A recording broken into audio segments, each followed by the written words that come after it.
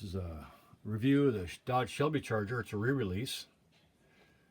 Get the light there a little bit. So it's a re-release of this Charger from the 80s.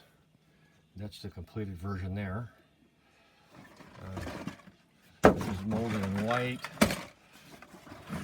This is molded in blue. This is about 30 years old. Not to be confused with the Snaptite Charger. That's a little different. And that's what you get. That's a snap together version. This one, if you put it together, the wheel sits a little bit high. That one sits a little normal, and I decided to make a black one. That's a GLS. And a whole series of Chargers. That's the 2.2 liter. You also got the 84 Charger and the Dodge Omni, same kind of car. I think the snap together goes together a little bit better, a little easier.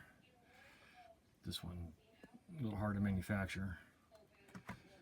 I know something about Chargers. I used to have one. All that's left of it is the seat. That's what's left of the seat right there. They are very good performing cars.